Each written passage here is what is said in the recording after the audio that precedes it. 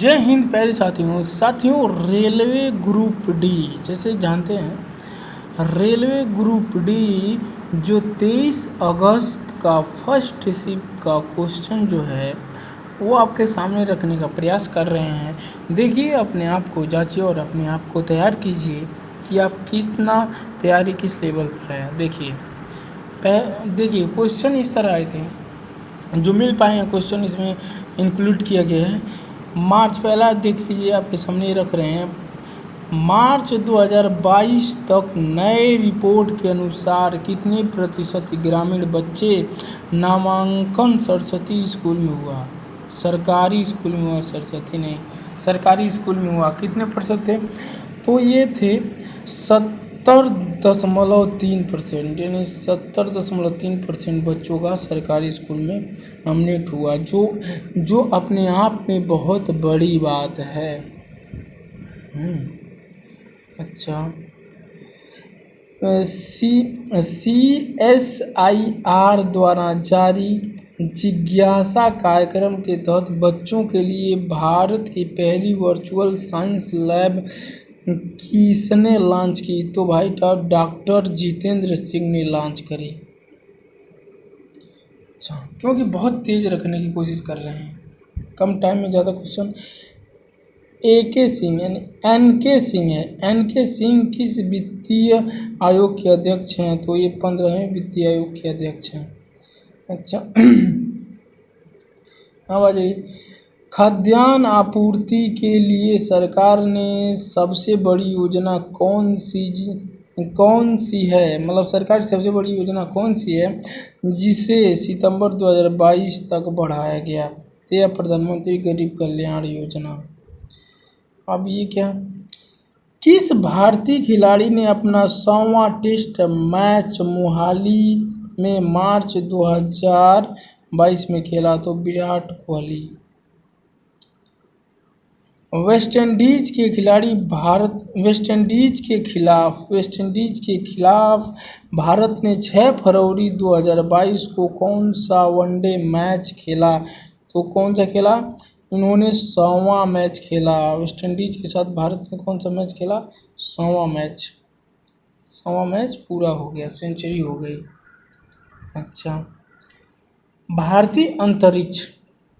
भारतीय अंतरिक्ष अनुसंधान संगठन ने विकास इंजन का सफलतापूर्वक परीक्षण किस राज्य में किया भाई साहब? तो तमिलनाडु को महेंद्रगिरी पर्वत जो था, नहीं, तमिलनाडु के महेंद्रगिरी में किया। अच्छा, अब आते हैं बजट 2023 बजट 2022-23 में कितने करोड़ रुपए बीच आय वाली सहकारी समितियों पर FPO के तर्ज पर अधिभार को 12% से घटा करके 7% करने की घोषणा करी? तो ये है, वो क्या है, एक करोड़, यानी 1 करोड़ से 10 करोड़ के बीच, 1 करोड़ से 10 करोड़ के बीच में। ये सारे क्वेश्चन आए थे शिफ्ट 1 में 23 अगस्त का RRB ग्रुप डी का जो एग्जाम हुआ था उसमें आए होंगे ये सब। कौन सा शास्त्रीय भाषा नहीं है भाई साहब? तो बंगाली शास्त्रीय भाषा नहीं है। तो कौन है ये भी जान लो। अब देखो, इसके रेडियस में जो क्वेश्चन आ रहे हैं RRB ग्रुप डी में, इसके रेडियस सर्कल में पढ़ लेना। जैसे मान लो बंगाली हो गए, तो कौन भाषाएं हैं शास्त्रीय भाषा में जान लो। तो इस रेडियस जब चलेगा ना इसका पूरा, तो क्वेश्चन इसके अंदर पूरा आ जाएंगे, क्योंकि इसी रेडियस में घूम रहा है RRB ग्रुप डी का जो पैटर्न है, इसी से आ रहा है। तो देखेंगे 6 शास्त्रीय भाषाएं कौन है। बंगाली तो है नहीं, तो 6 कौन है? तो 6 शास्त्रीय भाषाएं हैं। इसमें से देखिए, तमिल है, 2004 में मान्यता मिली शास्त्रीय भाषा का। उसके बाद संस्कृत है, उसके बाद कन्नड़ है। अब इसका ईयर भी देख लीजिए, हम बोल नहीं रहे हैं, इसमें लिखा है। तेलुगु है, फिर मलयालम है, फिर क्या है, उड़िया है 2014 में सबसे लेटेस्ट उड़िया है। अब आते हैं यमुना नदी की सहायक नदी कौन सी है? तो यमुना नदी की सहायक नदी कौन है? देखो, यमुना नदी की सहायक नदी है चंबल है, सिंगर है, छोटी सिंधु है, बेतवा है, केन है, ये सारी सिंधु नदी की सहायक नदियां हैं, सारी सिंधु नदी की सहायक नदियां हैं। लेकिन नहीं, सारी चंबल, सेंगर, छोटी सिंधु, बेतवा, केन, ये सारी यमुना नदी की सहायक नदी है। और यमुना नदी किस नदी की सहायक नदी है? ये भारत की सबसे लंबी सहायक नदी है। जो भारत की सबसे लंबी नदी, गंगा नदी की सबसे लंबी सहायक नदी कौन है? यमुना है। यानी भारत की सबसे लंबी नदी कहें तो गंगा है। अच्छा, गंगा नदी की सबसे बड़ी सहायक नदी कौन है? यमुना नदी है, ठीक ना। यमुना की सहायक नदी कौन है? चंबल, सेंगर, छोटी सिंधु, बेतवा, केन है। हाँ, ये चंबल कहाँ से जाती है? नैनी चंबल साउथ से जाती है, हाँ। और बेतवा, केन, ये सब साउथ की हो जाती है, ठीक ना। अच्छा, अब आते हैं, ये शहर देख लो, शहर कहाँ कहाँ से यमुना नदी आती है? तो भाई साहब ये दिल्ली में प्रवेश करती है। दिल्ली, मथुरा, आगरा, इटावा, कालपी, प्रयाग, गंगा, यमुना, ब्रह्मपुत्र, कृष्णा, कावेरी, जाके मिल गई वे सागर में हुई सब। अब समझ रहे हैं ना। अच्छा, टाइम का ध्यान दो, या दो। निकलती कहाँ है? तो गंगोत्री से निकलती है, उत्तराखंड के पास में है। और यहाँ देखिए प्रश्न, मंत्रिपरिषद लोकसभा के पर सामूहिक रूप से उत्तरदायी होगी, ये किस अनुच्छेद में वर्णित है? तो अनुच्छेद 75 में वर्णित, 75 के भाग 3 में वर्णित है। भारत की खारे पानी की सबसे बड़ी तटीय झील कौन है? तो ये चिल्का झील उड़ीसा में है, गोपुर झील का एग्जाम्पल है।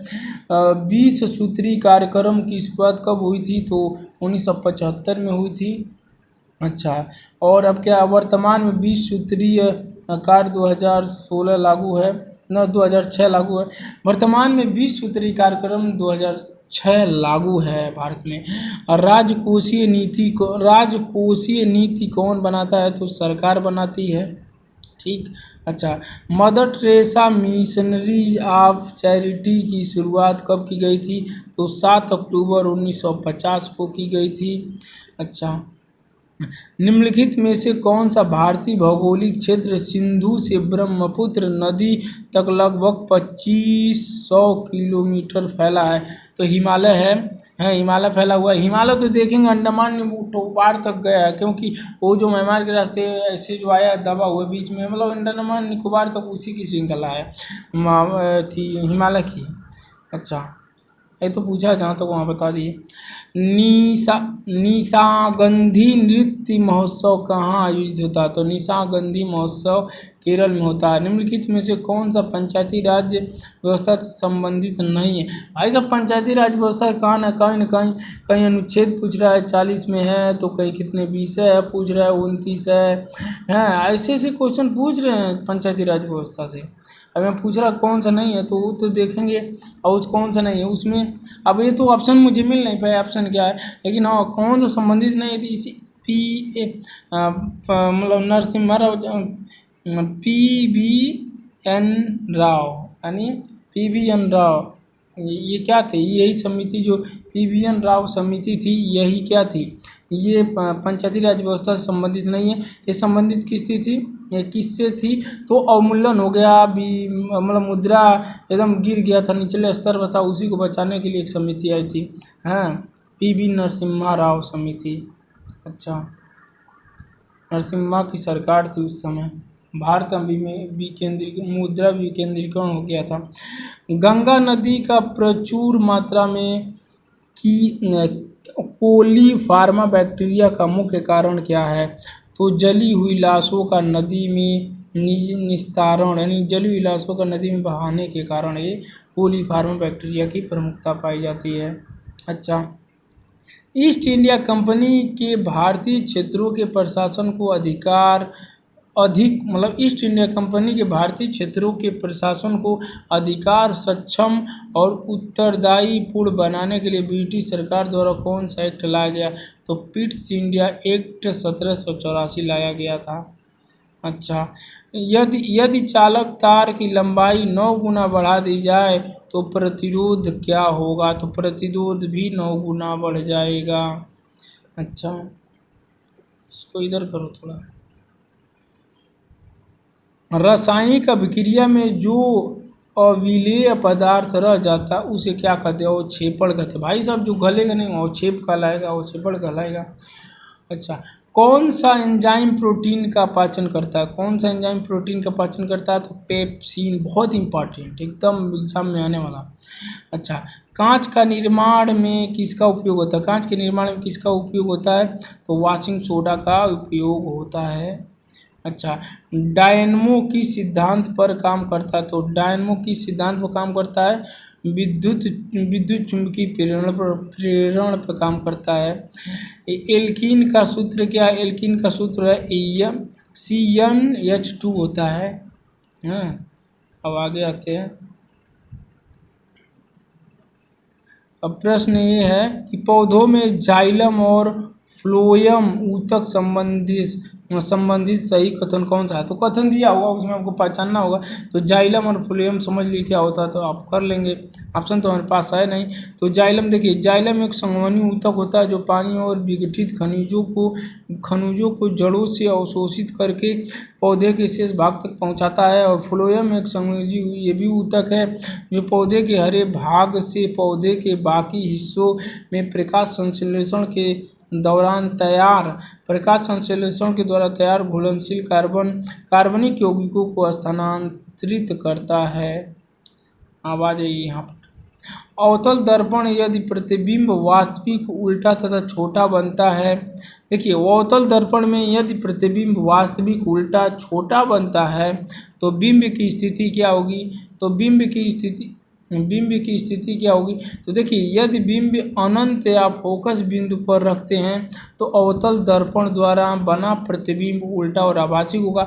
ऑप्शन में जो दिया होगा उसके अनुसार लगा लेंगे, इसके बारे में डिटेल मैंने बता दिया। अच्छा, आ जाइए। पानी में रखा नींबू ऊपर से देखने पर उठा हुआ दिखाई देता है, यानी प्रतीत होता है। इसका कारण अपवर्तनांक लिखा। अपवर्तनांक है भाई साहब, अबो की जगह हाँ अपवर्तनांक होगा। कौन से घरेलू उपकरणों में विद्युत मोटर नहीं लगा होता? तो भाई स्त्री जो प्रेसवा होता है ना, उसमें वो जो प्रेस करते हो ना, इसमें क्या होता है? मोटर नहीं लगा होता है। अच्छा, बर्थ कंट्रोल में गर्भ निरोधक गोलियां किस प्रकार कार्य करती हैं? तो ये अंडों को ओवरी से निकलने से रोक देती है। ठीक है। किडनी से कौन से अपशिष्ट उत्सर्जित होते हैं? तो किडनी से यूरिया, लवक, आंतरिक पानी तथा नाइट्रोजन युक्त पदार्थ किडनी से बाहर निकलते हैं। बाहर से निकलते उत्सर्जित होते हैं। ओजोन परत के क्षरण का परिणाम क्या होगा? ओजोन परत के क्षरण का परिणाम क्या होगा भाई? क्षरण होगा तो क्या होगा? सूर्य से आने वाली पराबैंगनी किरणों के प्रभाव से त्वचा कैंसर होने की संभावना अधिक हो जाएगी। अभी जानते हैं अंटार्कटिका पर जो छिद्र था वो कोरोना में बंद हो चुका है पूरी तरह से, मतलब बहुत सारा कई 85% बंद हो चुका है। और छिद्र वही अंटार्कटिका के ऊपर है। लंदन के वैज्ञानिकों ने, ब्रिटेन के वैज्ञानिकों ने खोजा था सबसे पहले छिद्र को। प्रश्न, चयनित अर्ध परागम्य झिल्ली किसका संचालन करती है? तो ये विलायक का करती है।